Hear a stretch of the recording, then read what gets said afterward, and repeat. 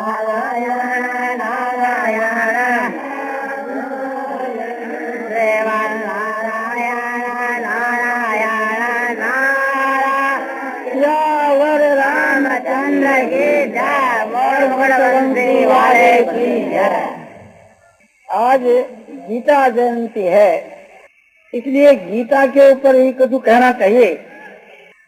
पंडित जी ने गीता के विषय पर बहुत अच्छी बात कही, काम क्रोध के त्यागने की बात कही।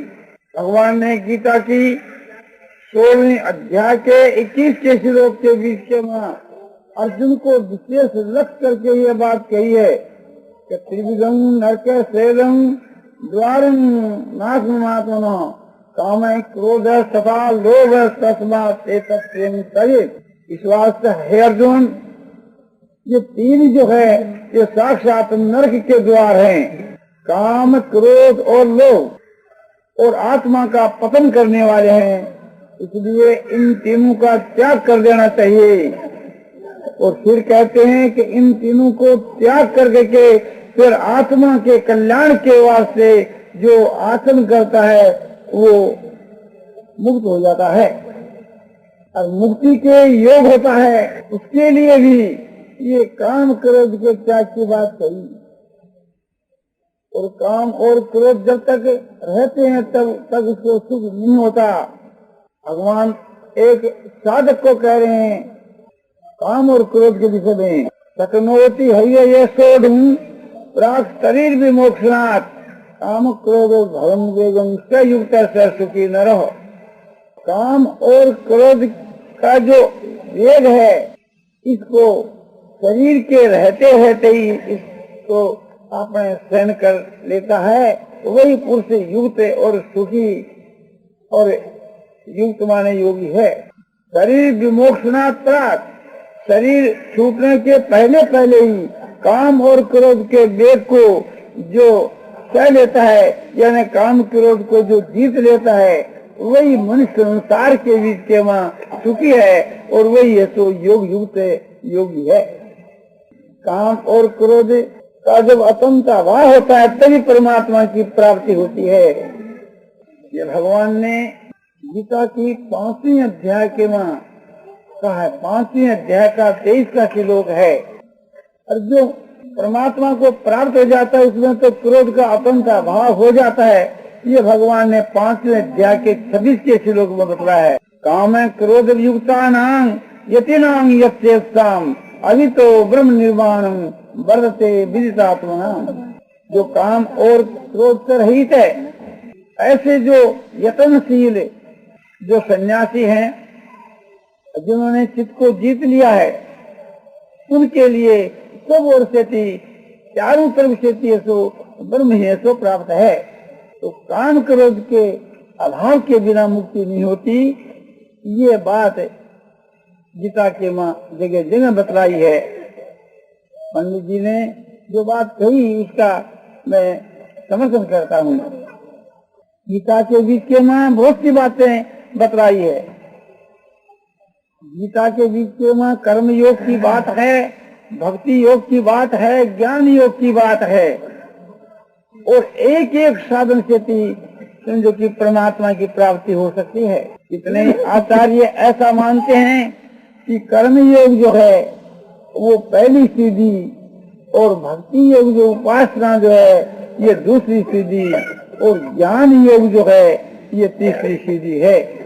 और साधन ज्ञान का जो फल है वो अपने परमात्मा की प्राप्ति, वो अंतिम सबका फल वो चौथी सीधी। इस प्रकार से तो कितने कहते हैं, ये क्रम बतलाते हैं कि पहले निष्काम भाव से कर्मों का आचरण करना चाहिए और उसके बाद उपासना और उसके बाद में ज्ञान। ये कर्म भी ठीक है, इसके लिए हम ना नहीं करते, किंतु ऐसा नहीं कि यही कर्म है और दूसरा नहीं। स्वामी शंकराचार्य जी आदि जो अद्वैतवादी हुए हैं, उनका कहना इसी प्रकार का है कि यही कर्म है। दूसरे जो भक्त हुए हैं जैसे स्वामी रामानुजाचार्य जी, उनका ये कहना है कि पहले कर्म योग ये तो ठीक है उसके बाद के आत्मज्ञान, आत्मा का ज्ञान होना चाहिए, और उसके बाद में भगवान की भक्ति। तो पहली सीढ़ी कर्मयोग और दूसरी सीढ़ी जो है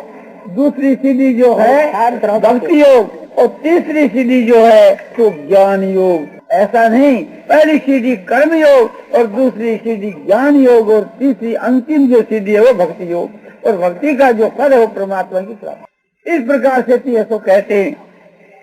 तो आचार्य जन जो है वे महान पुरुष हैं, वे अपने अपने सिद्धांत के अनुसार, अपनी अपनी प्रक्रिया के अनुसार कहते हैं, और उनका कहना बड़ा उत्तम है। उसी के अनुसार उनके अनुयायियों को, उस मत के मानने वालों को, उस संप्रदाय के मानने वालों को वैसा ही करना चाहिए। किंतु भगवान गीता में कहते हैं कि ये कर्म भी ठीक है। स्वामी शंकराचार्य जी ने जो बताया ये ठीक है। संन्यासस्तु महाबाहो दुख मुआवतु मयोगतः हो। संन्यास माने जो सांख्य योग है, जो ज्ञान योग है, पहले कर्म योग का साधन किए बिना ज्ञान योग की सिद्धि तो नहीं होती। और स्वामी रामानुजाचार्य जी कहते हैं कि भक्ति जो है वो सबसे बढ़कर उसका फल है, तो आपने परमात्मा की प्राप्ति है। परमात्मा की प्राप्ति के बाद और कोई अन्य साधन करने की कोई आवश्यकता नहीं रहती, और भगवान की भक्ति के बाद भी कोई ज्ञान के साधन की आवश्यकता नहीं रहती। भगवान की भक्ति से ही अपने आप ही उसको ज्ञान हो जाता है, भगवान उसको ज्ञान देते हैं। तेषां सतत युक्तानां भजतां प्रीति पूर्वकम ददामि बुद्धि योगं तं येन मामुपयान्ति ते।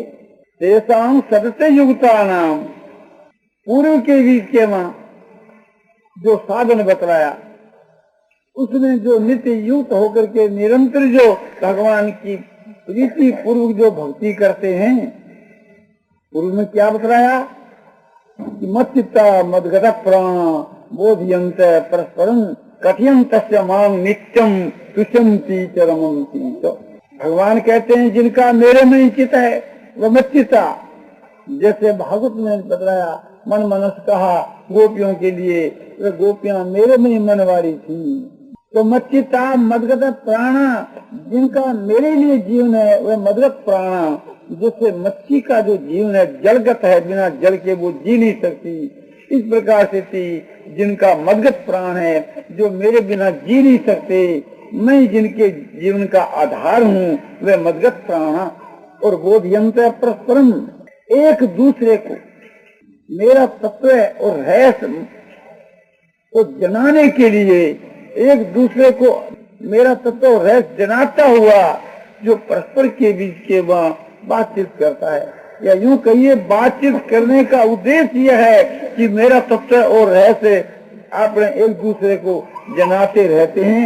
वे बोधयंत परस्परम और कथयंत मांग नित्यम, मेरे गुण प्रभाव तत्व है से मेरे नाम रूप और लीला धाम और मेरी महिमा का मेरे भक्तों के बीच के श्रद्धा भक्ति और प्रेम से थी, निष्काम भाव से थी, जो सदा अपने कथन करते रहते हैं, उनका वर्णन करते रहते हैं। कथयं तस्य मां नित्यम तुष्यन्ति च रमन्ति च। और इस प्रकार से थी संतोष को प्राप्त होते हैं और मुझ परमात्मा के मन और इंद्रियों के द्वारा रमण करते हैं। उनके लिए भगवान कहते हैं कि तेषां सतत युक्तानां भजतां प्रीति पूर्वकम। इस प्रकार से नित्य निरंतर मेरे में लगे हुए और प्रीति पूर्वक जो मुझको भजते हैं, उनको मैं वह बुद्धि योग यानी ज्ञान देता हूँ कि जिससे मेरी प्राप्ति उनको हो जाती है। ये भगवान ने गीता की 10वें अध्याय के 9 और 10 के श्लोक में ये बात कही। और थोड़ा गंभीरता से विचार करना चाहिए। भगवान के सिद्धांत के अनुसार थोड़ा गंभीरता से विचार करना चाहिए। इतने जो वर्तमान के बीच में जो कर्मयोगी हुए या कर्मयोग को प्रधान मानने वाले हुए या हैं, वे कहते हैं कि गीता जो है इसमें तो कर्मयोग का ही विषय है। अर्जुन को कर्मयोग का उपदेश देकर के और भगवान ने अर्जुन का उद्धार किया। दूसरे कहते हैं कि अर्जुन तो भगवान का सखा था, वे तो मुक्त ही था। अर्जुन को निमित्त बना करके और भगवान ने संसार के कल्याण के लिए ये गीता शास्त्र अर्जुन को कही। अब और भी विचार करना चाहिए। कितने ही कहते हैं कि गीता के मां तो भक्ति भरी हुई है, भक्ति से ओतप्रोत है। अर्जुन का बहाना करके संसार के कल्याण के लिए भगवान ने भक्ति का प्रचार किया। गीता में भक्ति ही भक्ति है। और कितने ही कहते हैं कि नहीं, ये तो भक्ति और समझो कि कर्म योग ये तो अनुसंगिक है। गीता तो ज्ञान से परिपूर्ण है, ये तो अद्वैत रूप अमृत को बरसाने वाली है। शंकरानंदी जो टीका, उसमें तो समझो जितने जो भक्ति के श्लोक हैं, कर्म योग के श्लोक, अधिकांश में उन्होंने तो समझो कि ज्ञान योग में अद्वैत के मैं सबको ऐसा बता।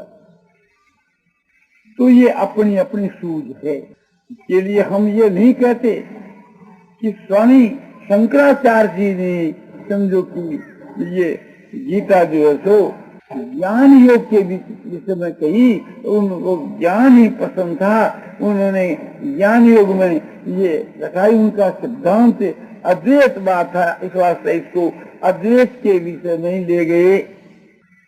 हम ये नहीं कहते कि स्वामी रामानुजाचार्य जो है वे भक्त हुए, इस वास्ते उन्होंने तो ज्ञान के जो श्लोक है उनको भी भक्ति के बीच में डाल दिया। हम ये नहीं कहते कि तिलक जी जो है वे एक प्रकार कर्म योग को मुख्य मानते थे, उनको एक प्रकार से ये कहना कि वे इनमें पक्ष कर करके और गीता को कर्म योग का एक ग्रंथ अपने बतला दिया।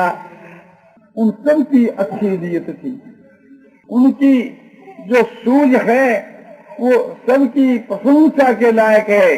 उन्होंने अपने अपने समझ के अनुसार जैसा उनको अपने समझ में आया वही बात कही। किसी के ऊपर पक्षपात का दोष लगाना, ये दोष लगाने वाला ही जो तो गलती के रास्ते के ऊपर है। आचार्य पुरुषों में या और भी जितने टीकाकार हुए हैं, उन्होंने जो कुछ अपनी टीका में कहा अपनी समझ के अनुसार कहा है। आज आप देखो प्रत्यक्ष के बीच के मां गीता के ऊपर जितनी संसार में टीकाएं हैं, इतनी टीकाएं हमारे को कोई भी ग्रंथ के ऊपर देखने में नहीं आती। हमारे हिंदू धर्म के बहुत से पुस्तक हैं, वेद है, माने श्रुति स्मृति इतिहास पुराण बहुत से ग्रंथ हैं। किसी ग्रंथ के ऊपर आप ऐसा नहीं बता सकते कि आपने उसके ऊपर कोई अध्यार टीका हुए, अध्यार समझो उसका कोई अनुवाद हुए। गीता के ऊपर समझो कि इस भगवत गीता के ऊपर आपने संग्रह किया करीब करीब 1000 समझो की टीका और अनुवाद के और भाष्य और उसके ऊपर निबंधन आदि अनेक प्रकार के तो मिले, उनका संग्रह किया गया। और वो आज से अपने प्रदर्शनी के बीच के में दिखाया जाना एक घोषित कर दिया गया कि 4 दिन तक जो है लोगों को ये दिखाया जाएगा। तो आप देखेंगे हर एक भाषा के बीच के में, हिंदी भाषा में, संस्कृत भाषा में और बंग भाषा में और गुरुमुखी में, पंजाबी भाषा में, गुजराती भाषा में, कर्नाटकी भाषा में और विदेशों की भाषा में, जैसे इंग्लिश भाषा जो है, फ्रांस जो है, अरबी जो है, फारसी जो है, उर्दू जो है, इत्यादि समझो कि जो विदेशियों की भाषा में, विधर्मियों की भाषा में एक प्रकार से थी आपने ये आपको दिखाया जाता है। आप देख सकते हैं प्रत्यक्ष के आगे प्रमाण और क्या है।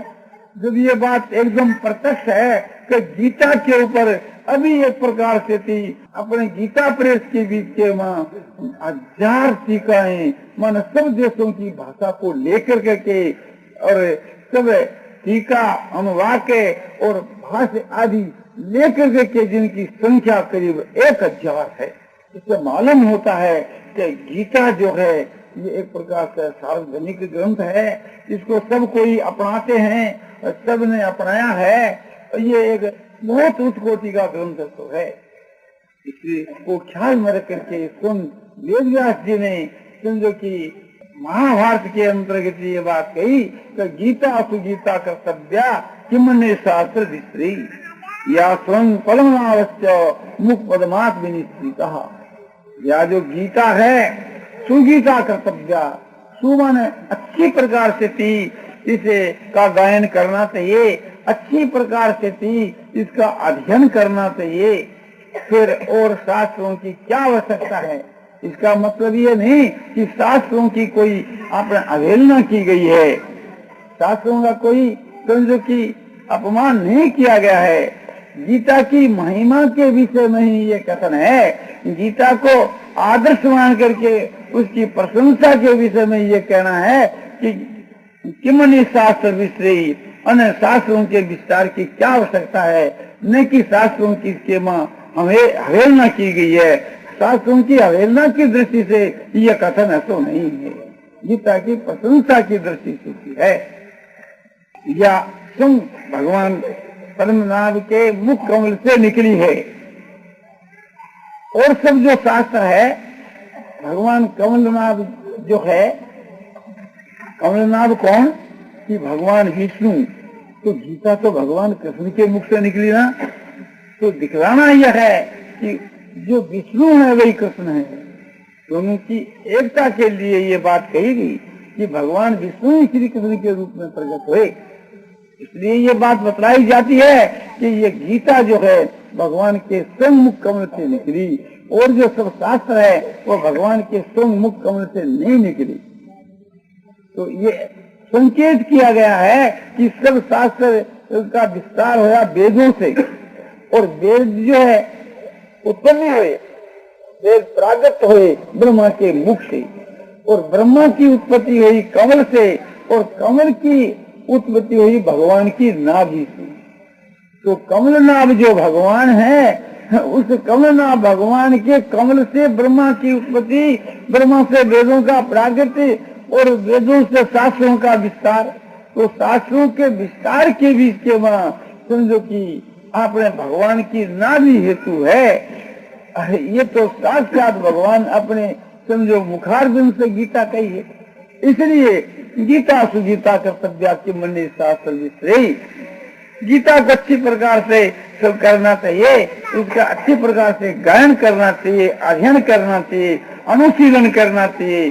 फिर और शास्त्रों के विस्तार की आत्मा के कल्याण के लिए, अपने उद्धार के लिए कोई आवश्यकता नहीं। संसार के कल्याण के लिए तो आवश्यकता है, किंतु अपनी आत्मा के कल्याण के लिए और कोई आवश्यकता नहीं। गीता के विषय में और बहुत सी बातें कहनी है, किंतु अब पाठ का समय आ गया, इसलिए व्याख्यान यहाँ समाप्त किया जाता है। धर्म क्षेत्रे कुरुक्षेत्रे समरेता युयुत्सव मामका आंधरास्यैव किमको रथ संजयोवाच दृष्ट्वा तु पाण्डवानीकम्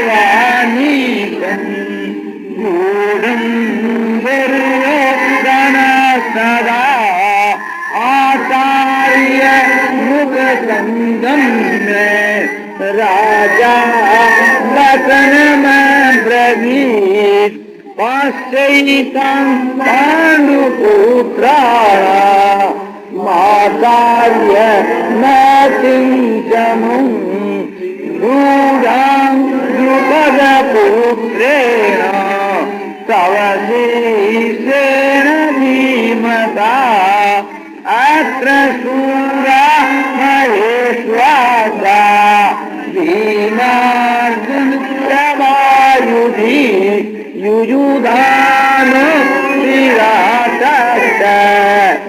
बदा महारथा केतु के पिता में काशीराज पुरुजित कुंती भोजस्य शैलस्य नरकुंभः युद्धामनुष्यमित्रंत उत्तमौजास्य वीर्यवान् सौभद्रो द्रौपदेयाश्च सर्वे एव महारथा अस्माकं सुविशिष्टाय सन्निरोध गिरोधम नायका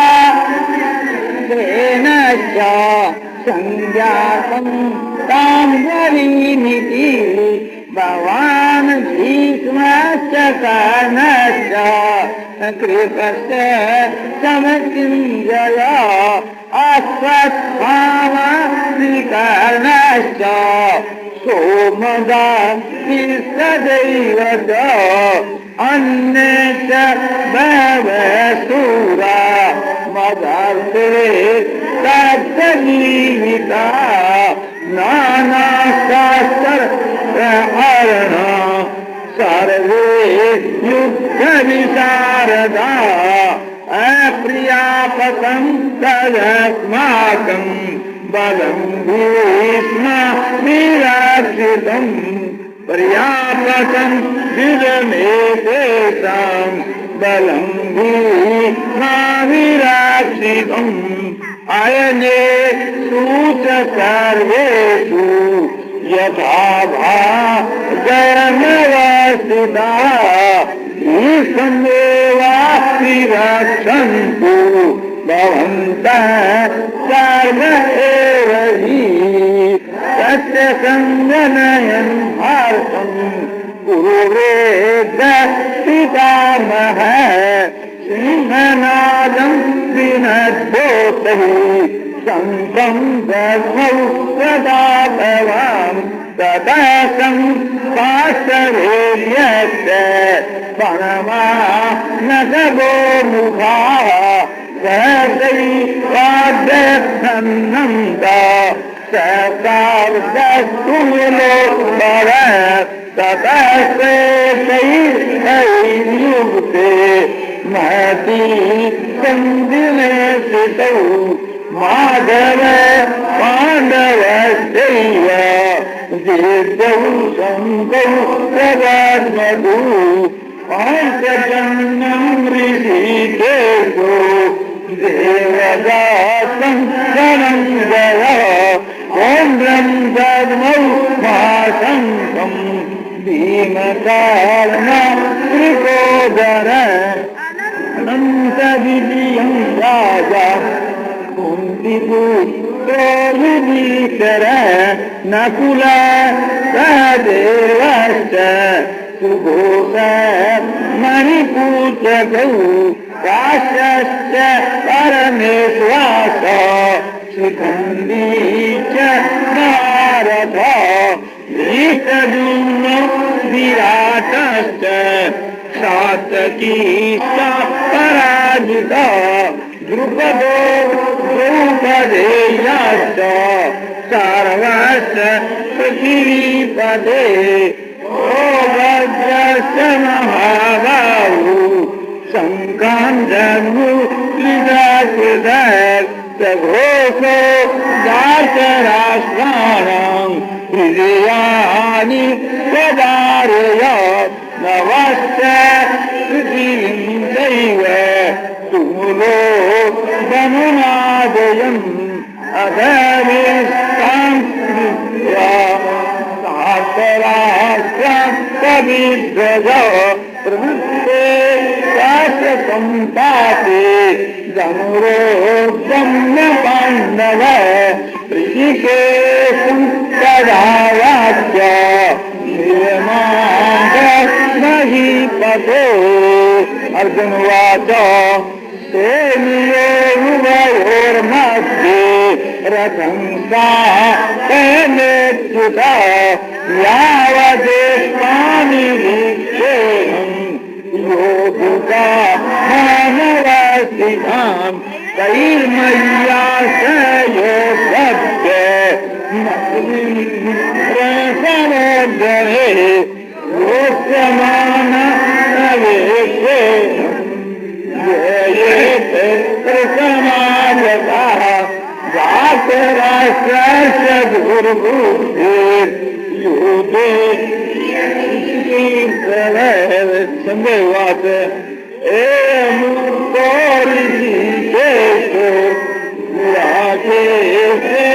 भारत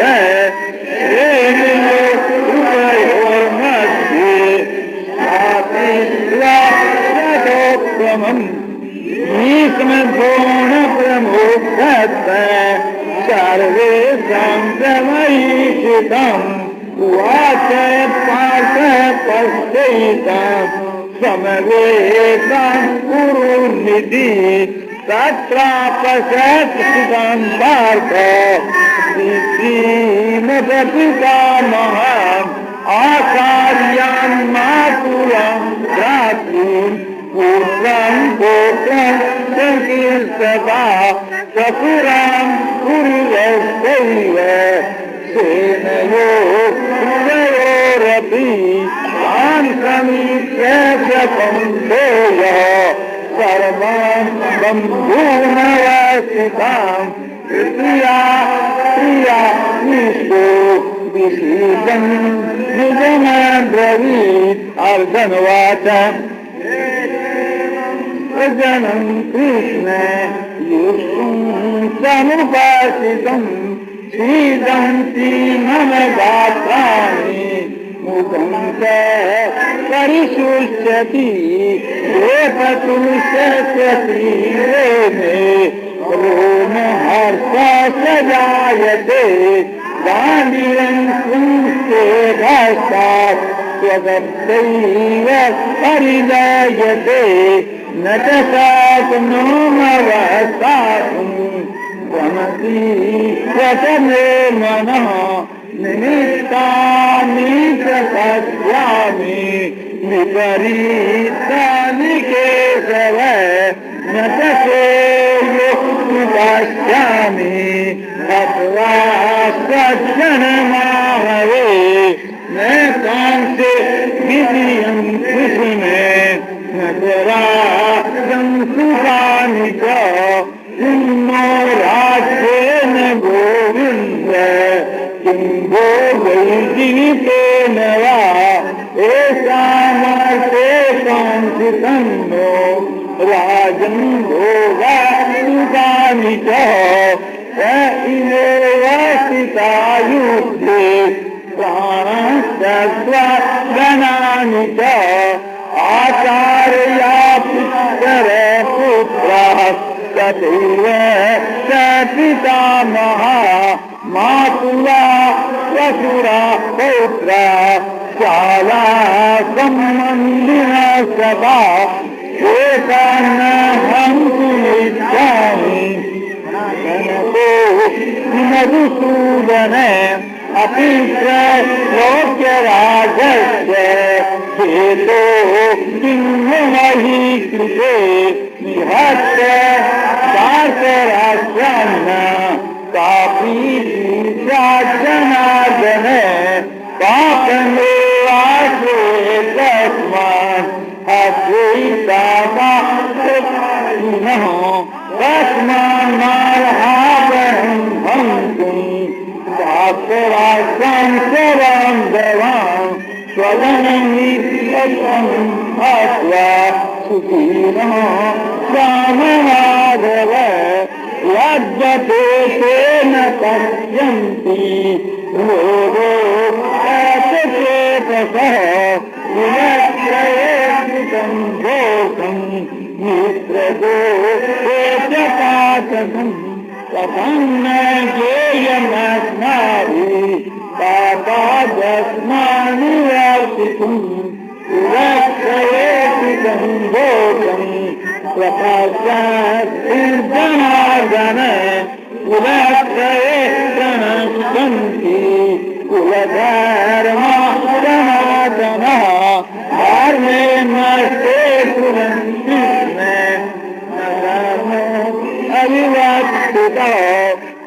धर्म विवाद कृष्ण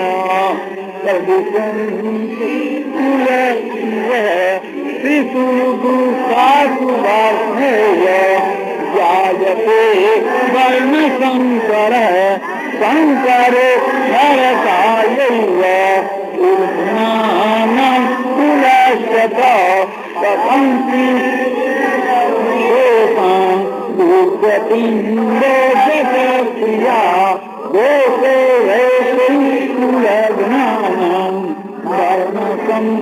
धर्मसंहरकारकौ उत्साहन्ते जाति धर्म कुलधर्म